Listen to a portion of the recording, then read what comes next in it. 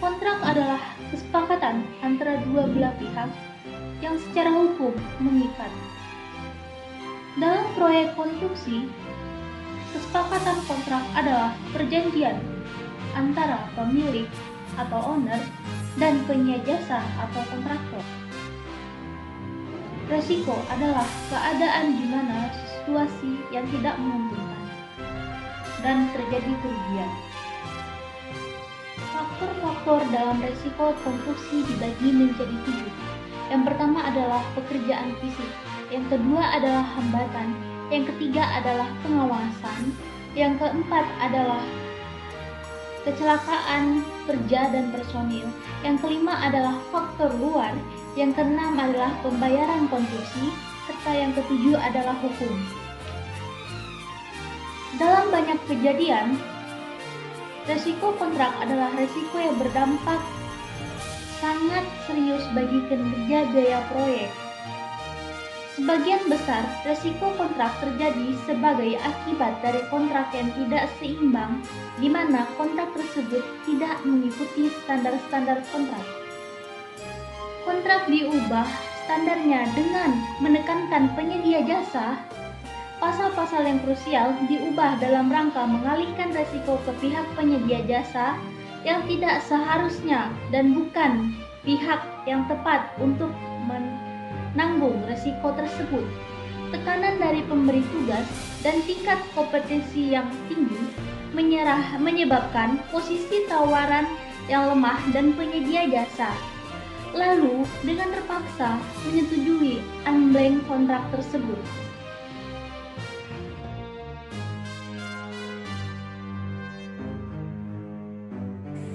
Di mana kebijakan kontrak konstruksi ini adalah rangkaian konsep dan asas yang menjadi pedoman dan dasar rencana dalam pelaksanaan keseluruhan dokumen kontrak yang mengatur hubungan antar pengguna jasa dan penyedia jasa dalam penyelenggaraan jasa konstruksi.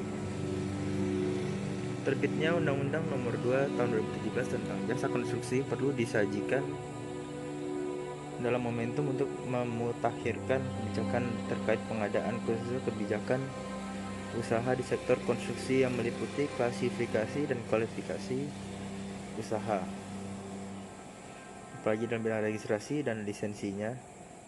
Pemerintah dalam rangka menerbitkan peraturan pemerintah perlu mempertimbangkan implikasi kebijakan terkait pengadaan terhadap iklim usaha, kinerja industri konstruksi, dan nilai manfaat penyediaan infrastruktur publik. Terkait pengaturan lebih lanjut kebijakan kontrak konstruksi dalam Undang-Undang Nomor 2 Tahun 2017 diatur dalam paragraf ketiga kontrak kerja konstruksi sebagai berikut. A. Pasal yang mengenai pengikatan para pihak dalam pekerjaan konstruksi, yaitu pasal 46 yang mengatur bahwa pengaturan hubungan kerja antar pengguna jasa dan penyedia jasa harus dituangkan dalam kontrak kerja konstruksi. Bentuk kontrak kerja konstruksi dapat mengikuti perkembangan kebutuhan dan dilaksanakan sesuai dengan ketentuan peraturan perundang-undangan yang sudah ada. Pasal-pasal mengenai muatan materi yang harus dicantumkan dalam kontrak kerja konstruksi diatur dalam pasal 47 yang menyatakan bahwa kontrak kerja konstruksi paling sedikit harus mencakup uraian mengenai pihak yang memuat secara jelas identitas para pihak, rumus pekerjaan yang memuat uraian yang jelas dan rinci tentang lingkup kerja dan nilai-nilai pekerjaan yang ada, harga satuan yaitu nilai lamsam berapa, dan batasan waktu pengerjaan. Jadi pengerjaan ini berapa lama, yaitu nilai lamsam proyek yang ada itu berapa harus jelas ya. Masa pertanggungan, semua tentang jangka waktu, sewaktu pelaksanaan dan pemeliharaan yang menjadi tanggung jawab penyedia jasa. Jadi dalam kontrak kerja itu harus ada waktu yang jelas. Misalnya proyek ini harus selesai dalam berapa lama, dan jika tidak sesuai dengan waktu yang ditentukan tersebut, maka bisa dipidanakan atau enggak pihak yang mengerjakan kontrak ini bisa didenda, yaitu hak dan kewajiban yang setara, memuat hak pengguna jasa untuk memperoleh hasil jasa. Jadi yang menggunakan pihak kontraktor ini dia punya hak untuk memperoleh sesuai dengan apa yang diinginkan dia. dengan perjanjian awal yang ada gitu. Hak dan kewajiban yang ada itu konstruksi dan kewajiban untuk memenuhi ketentuan yang diperjanjikan, serta hak penyedia jasa untuk memperoleh informasi dan imbalan jasa serta kewajibannya melaksanakan layanan jasa konstruksi, yaitu penggunaan tenaga kerja konstruksi, memuat kewajiban memperkerjakan tenaga kerja konstruksi bersertifikat. Cara pembayaran memuat ketentuan tentang kewajiban pengguna jasa dalam melakukan pembayaran hasil layanan jasa konstruksi, termasuk di dalam jaminan dan atas pembayaran.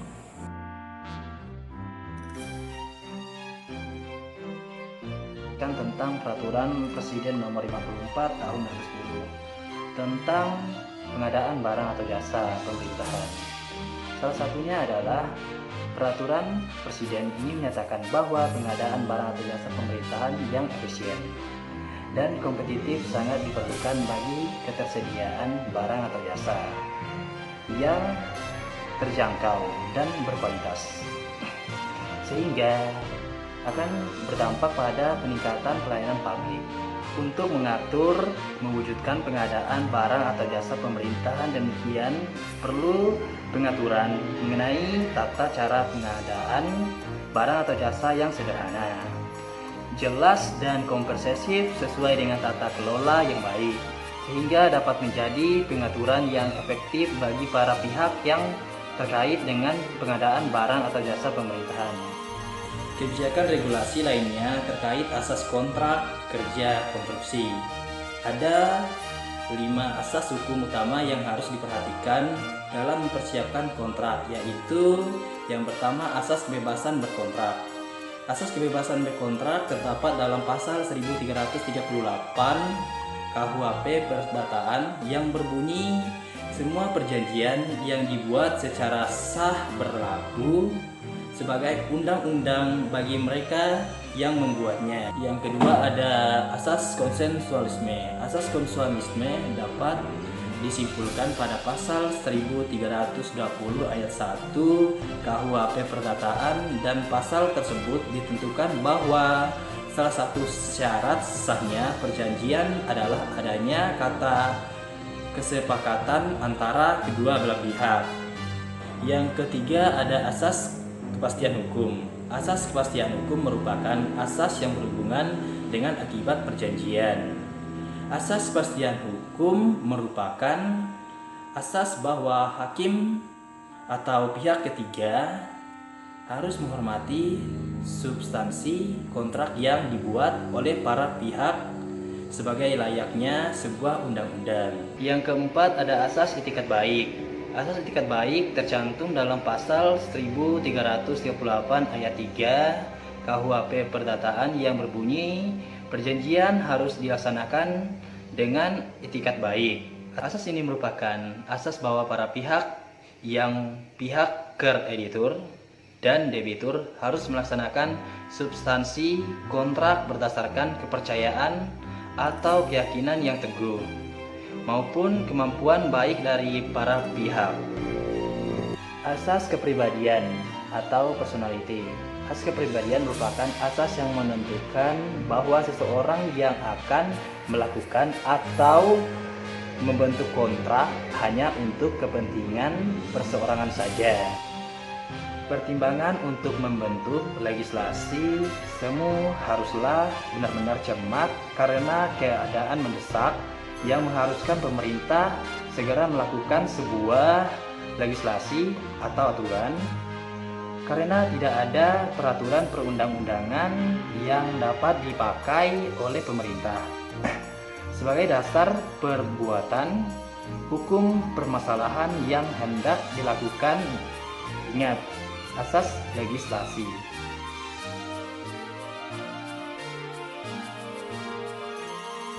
Owner memiliki karakteristik yang berbeda dalam hal sudut pandang terhadap kontrak. Kelompok owner tertentu berbeda perilaku dengan kelompok owner yang lain. Oleh karena itu, sangat wajar apabila perilaku tersebut menghasilkan pola faktor risiko yang berbeda pula. Pada pembahasan ini, yang merupakan hasil dari penelitian lebih dari 80 project manager perusahaan konstruksi, dan ini dibagi menjadi 3, Yang pertama owner proyek pemerintah, yang kedua owner proyek swasta, yang ketiga owner proyek swasta non-developer. Umumnya banyak kontraktor yang mengalami kerugian pada proyek swasta developer karena owner tersebut berusaha membuat harga produk tersebut sekecil mungkin, lebih dari owner swasta biasa. Banyak langkah yang mereka lakukan hingga pada pengalihan resiko proyek yang diaplikasikan dengan mengubah standar kontrak. Kontrak yang krusial dibuat sedemikian rupa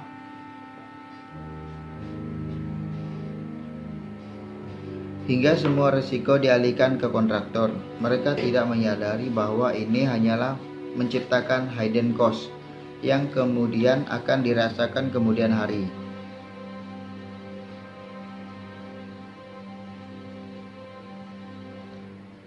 Pembahasan ini memuat 10 risiko kontrak dengan ranking level yang tertinggi pada masing-masing kelompok owner. Tujuannya adalah untuk antisipasi terhadap terjadinya risiko kontrak yang besar pada pelaksanaan proyek. Berdasarkan hasil analisis risk and rank dan risk level pada penelitian ini, dilakukan penggabungan hasil analisis untuk mengetahui informasi lebih lanjut mengenai prioritas risiko kontrak. Tabel-tabel di bawah ini menjelaskan hasil analisis berdasarkan pengguna jasa. Informasi mengenai hasil penelitian ini akan berguna dalam persiapan tender dan penandatanganan kontrak. Perlu diperhatikan adalah bahwa kontrak harus tunduk pada peraturan perundang-undangan yang telah ditandatangani.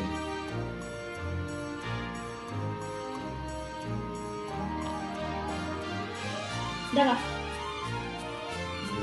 Informasi mengenai hasil penelitian ini akan berguna untuk persiapan tender dan penandatanganan kontrak. Perlu diperhatikan adalah bahwa kontrak harus tunduk pada peraturan perundang-undangan yang berlaku di negara kita. Namun kontrak yang telah ditandatangani akan menjadi dasar hukum bagi perjanjian kedua belah pihak dan bersifat mengikat. Untuk itu berhati-hati sebelum penandatanganan kontrak adalah hal yang mutlak sebelum memulai proyek konstruksi, terutama pada proyek swasta.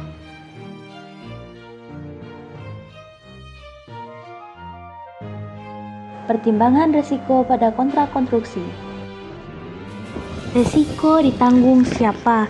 Maksudnya adalah pihak-pihak mana saja yang bertanggung jawab atas risiko yang terjadi. Jenis kontrak yang digunakan.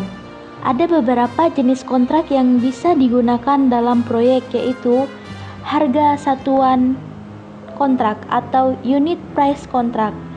Kedua, ada kontrak biaya plus jasa atau cost plus free kontrak. Dan yang ketiga adalah kontrak biaya menyeluruh atau lump sum kontrak. Dan yang paling sering digunakan dalam proyek adalah kontrak biaya menyeluruh atau lump sum kontrak. Pembagian pembebanan risiko pasti dan seimbang. Jika terjadi risiko, maka pembebanan risiko harus dibagi rata dan seimbang kepada seluruh oknum yang terkait.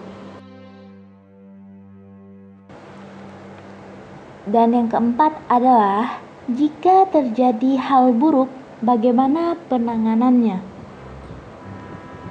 Banyak sekali risiko-risiko yang akan terjadi jika kita tidak memenuhi standar-standar yang telah diatur oleh undang-undang. Maka dari sebab itu, pada bagian akhir ini saya akan menjelaskan bagaimana metode penanganan risiko.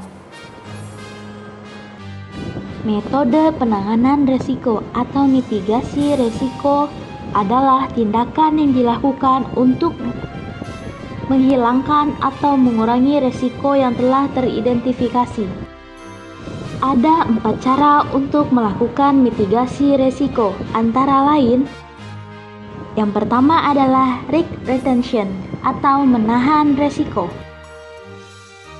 Yang kedua ada risk reduction, yaitu mengurangi risiko. Yang ketiga adalah risk transfer, yaitu memindahkan resiko. Dan yang keempat adalah risk avoidance, yaitu menghindari resiko.